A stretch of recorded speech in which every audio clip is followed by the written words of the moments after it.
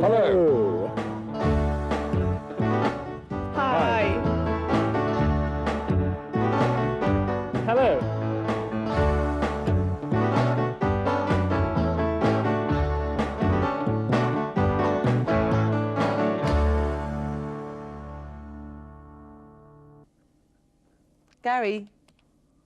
Gary, do you think you will ever manage to be ready when the program begins? Huh? Oh, sorry, friends. I'm surfing the net with my personal computer.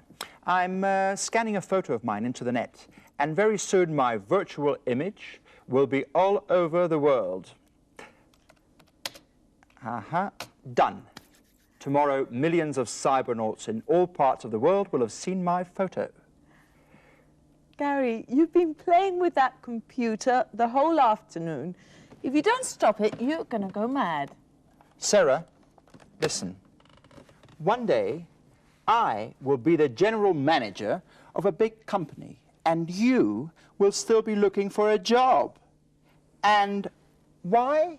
Because you don't know how to adapt to the future. I never think about the future. It always happens too soon. I prefer to live the present, and at this present moment, we have a program to present. Okay? When that day comes, you'll remember my words. In today's documentary, we're going to travel into the future. We're going to visit Epcot Center, the city of the future created by Walt Disney in Orlando. Pay attention when you watch our documentary and listen to how Americans say or spell certain words. For example, how they say new and the spelling of a word like center. ER in American English, RE in British English. The verb showcase means mostrar o hacer de escaparate. And finally, rides and attractions son dos palabras que sirven para designar las atracciones de Epcot. And now the questions you will have to answer after watching the documentary. The first question, what can you see at the attraction called Innoventions? The next question, who are the Walt Disney Imagineers? And finally, what research is being done at Epcot? Ready? Fasten your seatbelts because in 5 seconds we are traveling into the future with our Out and About.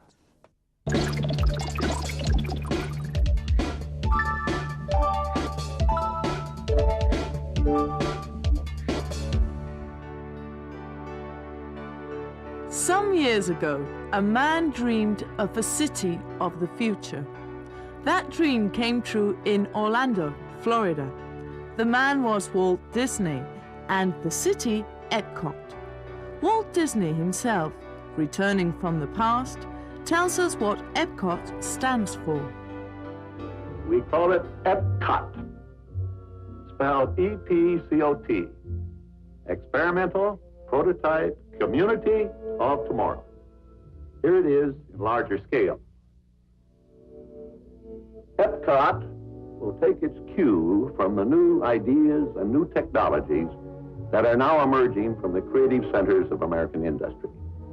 It will be a community of tomorrow that will never be completed, but will always be introducing and testing and demonstrating new materials and new systems.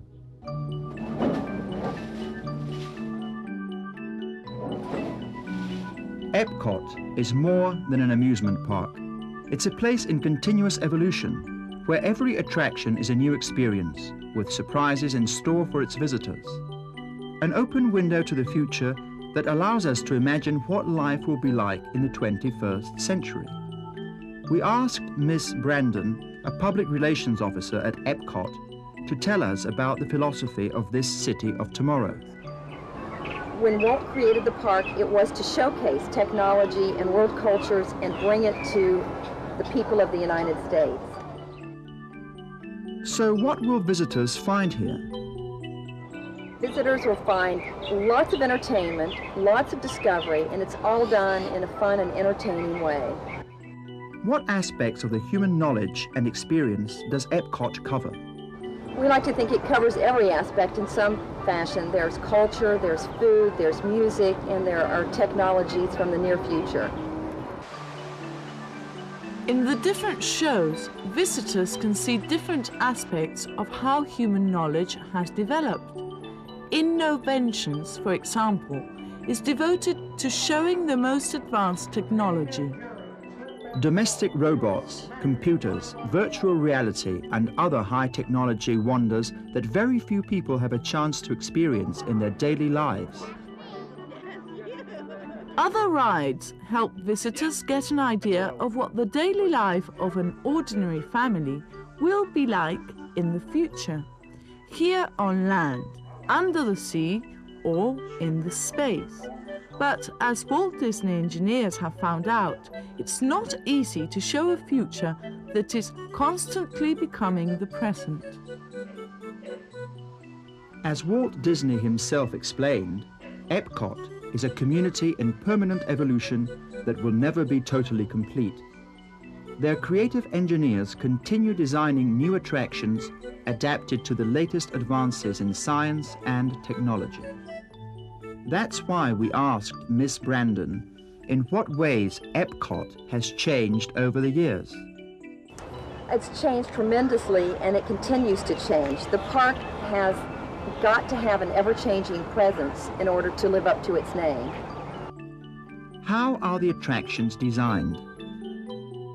All of our attractions are created by a group in California called Imagineering. The Walt Disney Imagineers are the engineers who create the rides. How often do you introduce innovations? In this park, we introduce it on a daily basis. We have an attraction called Innoventions that showcases near-future technology. So every day you'll see something that's new. What criteria do you follow to introduce those innovations? They need to be exciting. They need to be something that our guests will relate to and understand. But not everything is fun and entertainment at Epcot. There's also a place for study and research.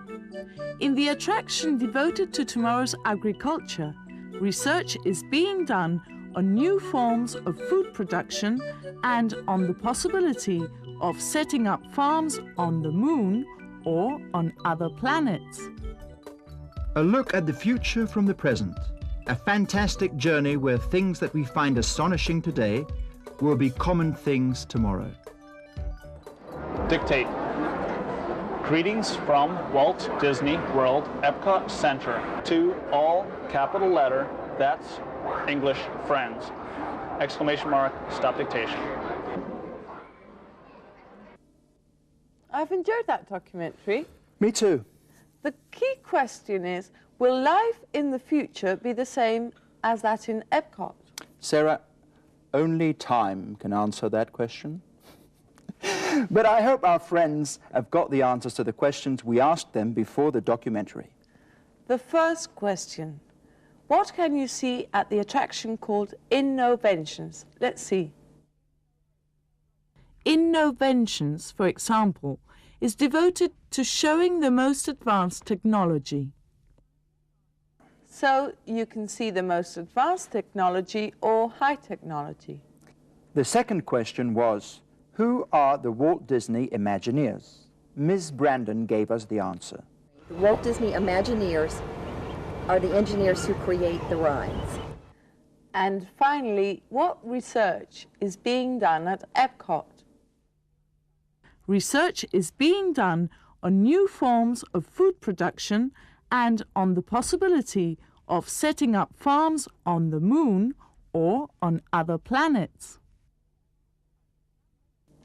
As you've heard, they're doing research on new forms of food production and the possibility of setting up farms on other planets. And now it's time for another of our entertaining sketches. This time, we are the ones who are imagining life at the end of the 21st century, a lifestyle very different to ours. Don't you think, Gary? It might not be that different, Sarah. No. Well, but that's up to our viewers to judge.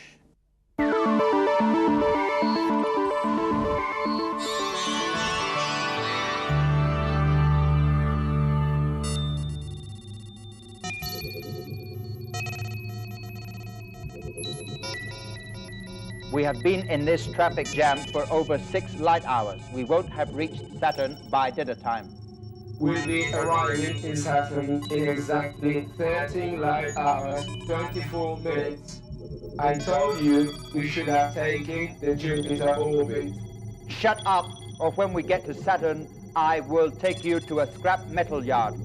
Calm down, darling. You know how busy the Milky Way gets at weekends. Just think that by this time tomorrow, you'll be enjoying the peace and quiet of Saturn. And by this time, the day after tomorrow, we'll be in a traffic jam again, on our way back to Earth. You damned idiot! Look where you're going! Excuse me, but the other spaceship had right of way. Oh, shut up, you damned machine! Gary, mind your language. You should do what I'm doing. Read a book. A book? What is a book? It's something from the last century in which our ancestors wrote stories. Really? I thought computers did that. And what is it about? The title is Life in the 21st Century. Listen, by the end of the 21st century, the population of the Earth will be 10 times higher. And they will all spend weekends on Saturn. Life will be very comfortable because computers will be nearly perfect.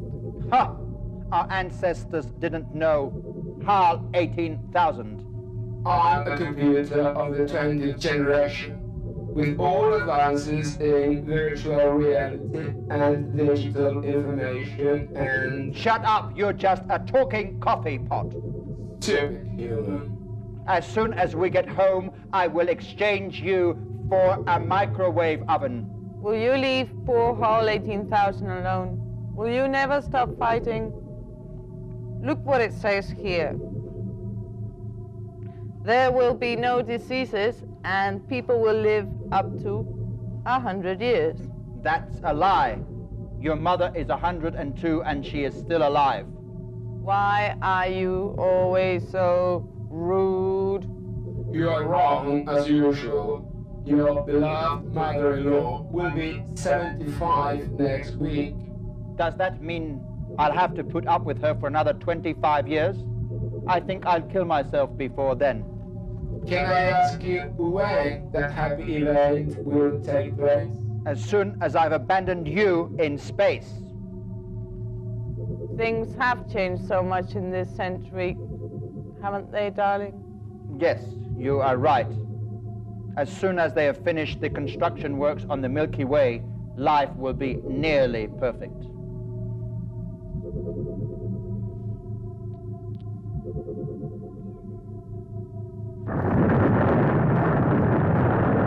You idiot! Didn't you see the lights? Did you see that?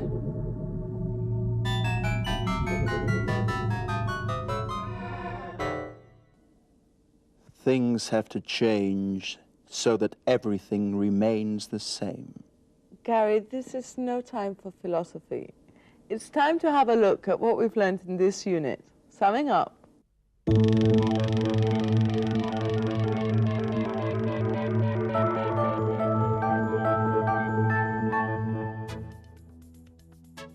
Hemos aprendido a utilizar el futuro continuo para referirnos a una acción que estará sucediendo en un momento dado del futuro.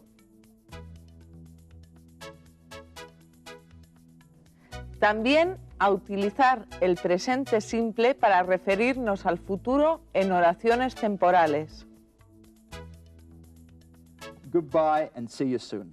And don't forget to watch the next program of That's English.